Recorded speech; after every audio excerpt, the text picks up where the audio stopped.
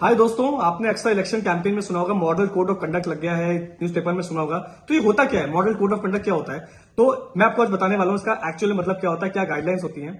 तो बेसिकली होता क्या है, जो इलेक्शन कमिश्नर होता है वो कुछ गाइडलाइंस, कुछ फ्रेम्स, कुछ रूल्स एंड रेगुलेशन डिसाइड करता है इलेक्शन कैंपेन कैसे होगा, पार्टीज को क्या रूल फॉलो करने हैं। ये सारा जो रूल्स एंड रेगुलेशंस होती है जो इलेक्शन कमिश्नर डिसाइड करता है, वो जब इंप्लीमेंट हो जाती है उसको कहते हैं मॉडल कोड ऑफ कंडक्ट। तो मैं आपको बताने वाला हूँ ऐसे 5 इंपॉर्टेंट पॉइंट्स जो मेक श्योर करती है इलेक्शन कमिश्नर की फॉलो हो हमेशा। तो सबसे पहला सबसे इंपॉर्टेंट है कि कोई भी पॉलिटिकल पार्टी या पॉलिटिशियन कोई गवर्नमेंट व्हीकल, गवर्नमेंट बंगलो या फिर गवर्नमेंट पर्सनल को यूज ना करे अपने इलेक्शन कैंपेन में। दूसरा सबसे important, election commissioner make sure करता है कि पॉलिटिकल पार्टीज एक लिमिट से ज्यादा अपने कैंपेन में ना खर्च करे। इसका रीजन बहुत सिंपल है कि कोई भी एक्स्ट्रा पावरफुल या एक्स्ट्रा पैसे का पावर लेके इलेक्शंस को मैनिपुलेट ना कर पाए, सबको इक्वल अपॉर्चुनिटी मिले इलेक्शन कैंपेन में कैंपेन करने के लिए। तीसरा सबसे इंपॉर्टेंट है, इलेक्शन कैंपेन मेक श्योर करता है कि सबको इक्वल अपॉर्चुनिटी मिले, कि वो लोगों तक रीच कर पाए, उनको इक्वल मीडिया कवरेज मिले।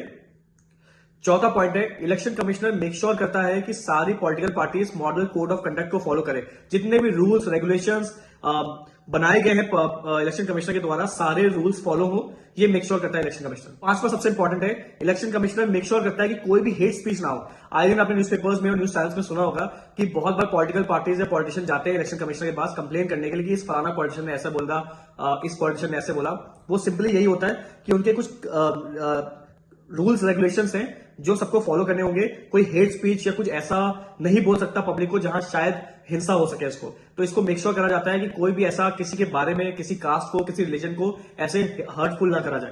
बात करते हैं ऐसे दो सवालों की जो आप सबके दिमाग में आता है, सब लोग सोचते हैं उसके बारे में। तो पहला है कि क्या पॉलिटिकल पार्टी या गवर्नमेंट के पास ये पावर होती है कि वो किसी को भी ट्रांसफर पोस्टिंग या कोई नया पॉलिसी या कोई नया स्कीम इंप्लीमेंट कर सकते हैं? तो इसका आंसर है नो। ये जैसे model code of conduct implement होता है, इलेक्शन कमिश्नर के पास सारी पावर्स आ जाती है। गवर्नमेंट कोई भी नया कॉन्ट्रैक्ट नहीं दे सकती, गवर्नमेंट कोई भी नया स्कीम लॉन्च नहीं कर सकती, गवर्नमेंट किसी को भी ट्रांसफर या पोस्टिंग नहीं कर सकती इस मॉडल कोड ऑफ कंडक्ट के टाइम में। दूसरा क्वेश्चन, अगर एज ए इंडिविजुअल आप कोई फंक्शन कर रहे हो या कोई बहुत बड़ा इवेंट कर रहे हो या कोई कैंपेन लॉन्च कर रहे हो, क्या आप कर सकते हो? आप कर सकते हो, लेकिन आपको इलेक्शन कमिश्नर से परमिशन लेनी पड़ेगी। बिकॉज कोई भी ऐसी एक्टिविटी जो पब्लिक में हो रही हो, जिसमें ज्यादा लोग इन्वॉल्व हो, जिसमें शायद कुछ हिंसा भी हो सकती है, वहां के लिए आपको हमेशा परमिशन लेनी पड़ेगी इलेक्शन कमिश्नर से, जब तक कि एमसीसी लागू है।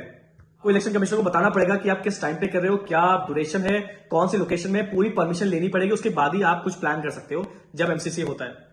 दोस्तों, ऐसी और पॉलिटिकल वीडियो के लिए आप मुझे फॉलो कर सकते हैं, इसको शेयर कर सकते हैं। और मैं आपसे बस यही बोलना चाहूंगा कि हम सबको पता होना चाहिए कि हमारा पॉलिटिकल सिस्टम कैसे काम करता है।